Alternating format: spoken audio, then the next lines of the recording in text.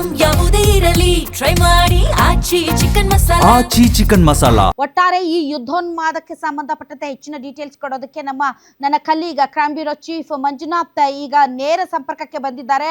ಮಂಜುನಾಥ್, ಇಡೀ ಜಗತ್ತೇ ಈ ಒಂದು ಭೀಕರವಾದಂತಹ ಯುದ್ಧವನ್ನ ನೋಡುವಂತಹ ಮತ್ತು ಇದರಿಂದ ತಮ್ಮ ದೇಶಗಳ ಮೇಲೆ ಆಗುವಂತಹ ಎಫೆಕ್ಟ್ಗಳ ಬಗ್ಗೆ ಯೋಚನೆ ಮಾಡ್ತಾ ಇದೆ. So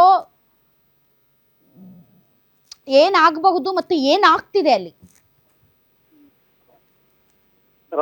operation shield of Judah ಅನ್ನೋ ಹೆಸರಿನಲ್ಲಿ ಇವತ್ತು ಬೆಳ್ಳಂಬೆಳಗ್ಗೆ ಇಸ್ರೇಲ್ ಇರಾನ್ ನಗರದ 30 ನಗರಗಳನ್ನ ಟಾರ್ಗೆಟ್ ಮಾಡಿ ಒಂದು ಕ್ಷಿಪಣಿ ದಾಳಿಯನ್ನ ನಡೆಸಿರ್ತಕ್ಕಂಥದ್ದು. ಏಕಾಏಕಿ ಯಾವುದೇ ಮುನ್ಸೂಚನೆಯನ್ನ ಕೊಡದೆ ನಡೆಸಿರ್ತಕ್ಕಂಥ ಈ ದಾಳಿಯಿಂದಾಗಿ ಅಲ್ಲಿನ ಬಹುತೇಕ ಅಂದ್ರೆ ಇರಾನ್ ನಗರದ ಟೆಹರಾನ್ ನಗರದ ಪ್ರಮುಖ ಸ್ಥಳಗಳು 30 ಸ್ಥಳಗಳು ಏಕಾಏಕಿ ಏನು ಕ್ಷಿಪಣಿ ದಾಳಿಯಿಂದಾಗಿ ಹಲವಾರು ಕಟ್ಟಡಗಳು ಈಗಾಗಲೇ ಧ್ವಂಸ ಆಗಿರ್ತಕ್ಕಂಥದ್ದು. ಆ ಒಂದು ಸದ್ದುಗಳನ್ನ ಕೇಳಿ ಅಲ್ಲಿನ ಜನ ದಿಕ್ಕಾಪಾಲಾಗಿ ಓಡ್ತಾ ಇರ್ತಕ್ಕಂಥ ಸನ್ನಿವೇಶ ನಿರ್ಮಾಣ ಆಗಿದೆ.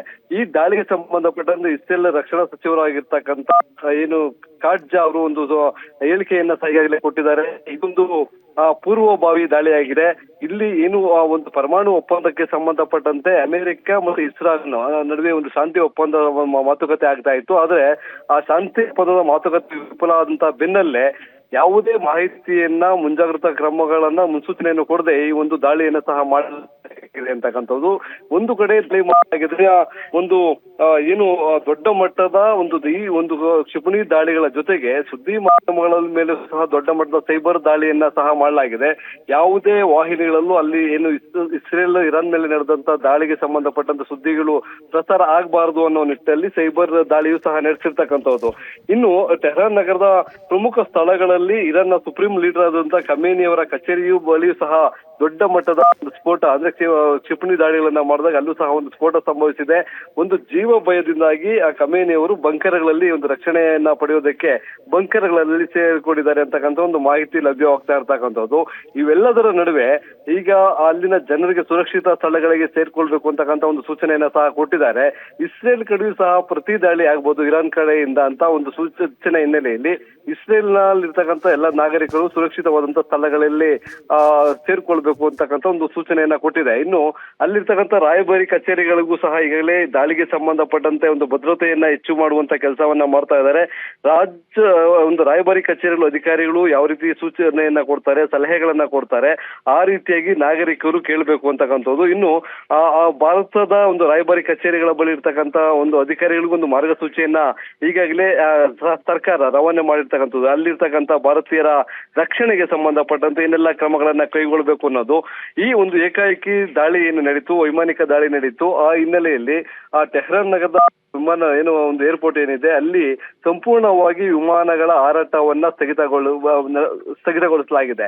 ಅದ್ರ ಜೊತೆಗೆ ಏನು ವಾಯುಗಡಿಯನ್ನ ದಾಟಿ ಏನು ಇರಾನ್ ಮೇಲೆ ಇಸ್ರೇಲ್ ಒಂದು ಪಡೆ ಏನಿದೆ, ಸೇನಾ ಪಡೆ ಏನು ಇದೆ, ಅದು ವಾಯುಗಡಿಯನ್ನ ದಾಟಿ ಏನು ಒಂದು ದಾಳಿಯನ್ನ ನಡೆಸ್ತಾ ಇದೆ. ಅದಕ್ಕೆ ಸಂಬಂಧಪಟ್ಟ ಈಗಾಗಲೇ ಒಂದು ರಕ್ಷಣಾ ಕಾರ್ಯವೂ ಸಹ ನಡೀತಾ ಇದೆ. ಎಲ್ಲೆಲ್ಲಿ ದಾಳಿ ಆಗಿದೆ, ಕಟ್ಟಡಗಳ ಮೇಲೆ ಬಿದ್ದಿರ್ತಕ್ಕಂಥ ಬಾಂಬು, ಅಲ್ಲಿ ಏನಾದ್ರು ಅವಶೇಷಗಳ ಅಡಿಯಲ್ಲಿ ಸಿಲುಕಿರ್ತಕ್ಕಂಥ ನಾಗರಿಕರು ಅವರನ್ನ ರೆಸ್ಕ್ಯೂ ಮಾಡುವಂತಹ ಒಂದು ನಿಟ್ಟಿನಲ್ಲೂ ಸಹ ಅಲ್ಲಿನ ರೆಸ್ಕ್ಯೂ ಆಪರೇಷನ್ ಸಹ ಮುಂದುವರೆದಿರ್ತಕ್ಕಂಥದ್ದು. Radha, okay, thank you Manjunath ನಿಮ್ಮ ಈ ಎಲ್ಲ ಮಾಹಿತಿಗಾಗಿ. ಇನ್ನು ಇಸ್ರೇಲ್ ಮೇಲಿನ ದಾಳಿಯಲ್ಲಿ ಅಮೆರಿಕ ಭಾಗಿಯಾಗಿರುವುದನ್ನು ಟ್ರಂಪ್ ದೃಢಪಡಿಸಿದ್ದಾರೆ. ಅವರ social media account truth social ಮೀಡಿಯಾದಲ್ಲಿ 8 ನಿಮಿಷಗಳ ವಿಡಿಯೋವನ್ನ ಟ್ರಂಪ್ ಹರಿಬಿಟ್ಟಿದ್ದಾರೆ. ಇದರಲ್ಲಿ ಇರಾನ್ ಮೇಲಿನ ದಾಳಿಯಲ್ಲಿ ನಾವು ಕೂಡ ಸಹಭಾಗಿತ್ವ ಅಥವಾ ಪಾಲುದಾರರಿದ್ದೇವೆ ಅನ್ನೋದನ್ನ ಟ್ರಂಪ್ ದೃಢಪಡಿಸಿದ್ದಾರೆ. 8 ನಿಮಿಷಗಳ ವಿಡಿಯೋ ಇದನ್ನ ಟ್ರುತ್ ಸೋಷಿಯಲ್ ಮೀಡಿಯಾದಲ್ಲಿ ಅವರು ಹಾಕೊಂಡಿದ್ದಾರೆ. ಇರಾನ್ ಮೇಲೆ ನಡೆದಂತಹ ಈ ಪ್ರಿವೆಂಟಿವ್ ಏನು ದಾಳಿ ಇದೆ ಅದರಲ್ಲಿ ನಾವು ಕೂಡ ಪಾಲುದಾರರಾಗಿದ್ದೇವೆ ಅಂತ ಅಮೆರಿಕ ಕೂಡ ಸ್ಪಷ್ಟಪಡಿಸಿದೆ. ತಾವು ನೋಡ್ತಾ ಇರುವಂತಹ ದೃಶ್ಯಗಳು ಇರಾನ್ನಿಂದ ಬರ್ತಾ ಇರುವಂತಹ ದೃಶ್ಯಗಳು ವೀಕ್ಷಕರೇ. ಇರಾನ್ನಾದ್ಯಂತ ಹಲವು ನಗರಗಳಲ್ಲಿ ಈ ಸ್ಫೋಟದ ಸದ್ದು ಕೇಳಿ ಬಂದಿದೆ. ದಟ್ಟ ಹೊಗೆ ಎಲ್ಲೆಡೆ ಆವರಿಸಿದೆ. ಎಸ್ಫಹಾನ್, ಕೋಮ್, ಕರಾಜ್ ಮತ್ತು ಕೆರ್ಮೆನ್ಶಾ ನಗರಗಳಲ್ಲಿ ಭಾರಿ ಸ್ಫೋಟದ ಸದ್ದುಗಳು ಕೇಳಿ ಬಂದಿವೆ. ಇರಾನ್ ರಾಜಧಾನಿ ಟೆಹರಾನ್ನ ಯೂನಿವರ್ಸಿಟಿ ಸ್ಟ್ರೀಟ್ ಮತ್ತು ರಿಪಬ್ಲಿಕ್ ಪ್ರದೇಶವನ್ನ ಹಲವಾರು ಕ್ಷಿಪಣಿಗಳು ಅಪ್ಪಳಿಸುವಂತಹ ದೃಶ್ಯಗಳು ಕೂಡ ವರದಿ ಆಗ್ತಾ ಇವೆ. ಟೆಹರಾನ್ನ 2 ಸ್ಥಳಗಳಲ್ಲಿ ತುಂಬಾ ದೊಡ್ಡ ಸ್ಫೋಟದ ಶಬ್ದಗಳನ್ನ ಕೇಳಿ ಜನ ಓಡಿ ಹೋಗಿದ್ದಾರೆ ಮತ್ತು ದಟ್ಟ ಹೊಗೆ ನಗರದಾದ್ಯಂತ ಆವರಿಸಿರುವಂತಹ ದೃಶ್ಯಗಳನ್ನ ಕೂಡ ತಾವು ನೋಡ್ತಾ ಇದ್ದೀರಾ. ತಮಗೆ ಗೊತ್ತಿದೆ 1 ವರ್ಷಕ್ಕಿಂತ ಕಡಿಮೆ ಅವಧಿಯಲ್ಲಿ 2ನೇ ಬಾರಿಗೆ ಇರಾನ್ ಜೊತೆಗಿನ ಯುದ್ಧದಿಂದ ಇಸ್ರೇಲ್ ಇವತ್ತು ಬೆಳಿಗ್ಗೆ ಎಚ್ಚರಗೊಂಡಿದೆ. ಯಾಕೆ ಅಂತಂದ್ರೆ ಇರಾನ್ ಪ್ರತಿದಾಳಿ ನಡೆಸುವಂತಹ ಸಾಧ್ಯತೆ ಇರುವುದರಿಂದ ಇಸ್ರೇಲ್ ಕೂಡ ತಮ್ಮ ನಾಗರಿಕರನ್ನ ಮುನ್ನೆಚ್ಚರಿಕಾ ಕ್ರಮವಾಗಿ ಸುರಕ್ಷಿತ ಸ್ಥಳಗಳಿಗೆ ಹೋಗುವಂತೆ ತುರ್ತು ಪರಿಸ್ಥಿತಿ ಘೋಷಣೆಯನ್ನ ಮಾಡಿದೆ. ಸೊ ಅವೀವ್ ಕಡಲ ತೀರಗಳಲ್ಲಿ ಈಗ ಫುಲ್ ಖಾಲಿಯಾಗಿದೆ. ಕಳೆದ ಜೂನ್ನಲ್ಲಿ 12 ದಿನಗಳ ಯುದ್ಧದ ಸಮಯದಲ್ಲಿ ಇರಾನಿನ ಬ್ಯಾಲಿಸ್ಟಿಕ್ ಕ್ಷಿಪಣಿಗಳು ಅಪಾರ್ಟ್ಮೆಂಟ್ಗಳ ಮೇಲೆ ಅಪ್ಪಳಿಸಿದ್ದನ್ನು ನಾವು ನೆನಪಿಸಿಕೊಳ್ಳಬಹುದು. ಆ ಯುದ್ಧದಲ್ಲಿ ಇರಾನ್ನ ಸ್ವಂತ ವಾಯು ರಕ್ಷಣಾ ವ್ಯವಸ್ಥೆಗಳು ತೀವ್ರವಾಗಿ ಕ್ಷೀಣಿಸಿದ್ದವು. ಆದರೂ ಕೂಡ ಇರಾನ್ ಏನು ಜಗ್ಗಂಗೆ ಬಗ್ಗಂಗೆ ಕಾಣೋದಿಲ್ಲ. ಆದರೆ ಇರಾನ್ ಮತ್ತು ಇಸ್ರೇಲ್ ಎರಡೂ ದೇಶಗಳು ತಮ್ಮ ವಾಯು ಪ್ರದೇಶಗಳನ್ನು ಕ್ಲೋಸ್ ಮಾಡಿವೆ. ಇರಾನ್ ಮೇಲೆ ನಡೆದ ದಾಳಿಯ ನಂತರ ಇಸ್ರೇಲ್ ತನ್ನ ವಾಯು ಪ್ರದೇಶವನ್ನ ನಾಗರಿಕ ವಿಮಾನಗಳಿಗೆ ಮುಚ್ಚಿದೆ.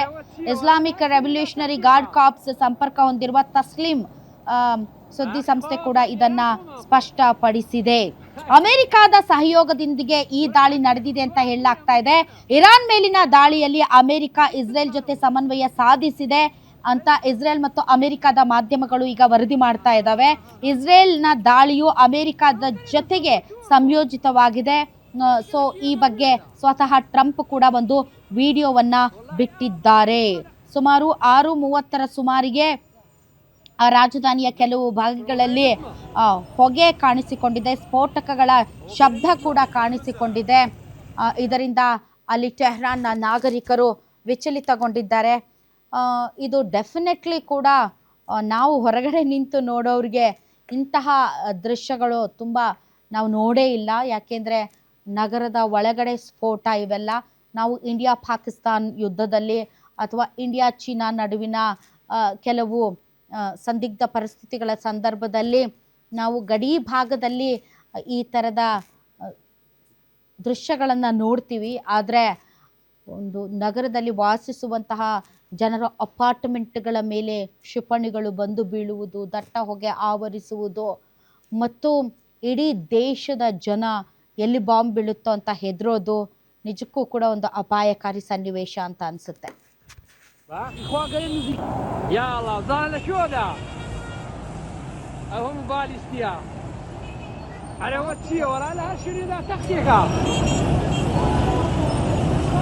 اخي خوف يا خونا بروزا ولا حرج يا خدوان نيه مسنا والله الرنج مزيك صار بروي. ಕಳೆದ ಬಾರಿಯೂ ಕೂಡ ಇಸ್ರೇಲ್ ಇರಾನ್ ಮೇಲೆ ದಾಳಿ ನಡೆಯಿತು. ಸುಮಾರು 12 ದಿನಗಳ ಕಾಲ ಈ ಯುದ್ಧ ನಡೆಯಿತು. ಈಗ ಮತ್ತೆ ಯುದ್ಧೋನ್ಮಾದದಲ್ಲಿ 2 ದೇಶಗಳಿವೆ. ಅದಕ್ಕೆ ಹಿರಿಯಣ್ಣ ಅಮೆರಿಕ ಕೂಡ ತುಪ್ಪ ಪೆಟ್ರೋಲ್ ಸುರಿಯೋದಕ್ಕೆ ತಾನೂ ಕೂಡ ಇಸ್ರೇಲ್ ಜೊತೆಗೆ ನಿಂತು ಈ ಒಂದು ದಾಳಿಗೆ ಕುಮ್ಮಕ್ಕನ್ನು ಕೊಡ್ತಾ ಇರೋದು, ಸಹಭಾಗಿತ್ವವನ್ನು ವಹಿಸ್ತಾ ಇರೋದು ಇರಾನ್ ಮಂಡಿ ಊರಿಸೋದಕ್ಕೆ. ಆದರೆ ಇರಾನ್ ಮಾತ್ರ ನಾನು ಕೆಳಗೆ ಬಿದ್ದರೂ ಪರವಾಗಿಲ್ಲ, ನನ್ನ ಒಂದು ಕಣ್ಣು ಹೋದ್ರೂ ಪರವಾಗಿಲ್ಲ, ನಿಮ್ಮ 2 ಕಣ್ಣು ಕಿತ್ತೀನಿ ಅನ್ನುವಂಥ ಯುದ್ಧೋನ್ಮಾದದಲ್ಲಿ ಇರಾನ್ ಕೂಡ ಇದೆ. ಪಾಪ ನಾಗರಿಕರ ಪರಿಸ್ಥಿತಿ ಹೇಳಿ.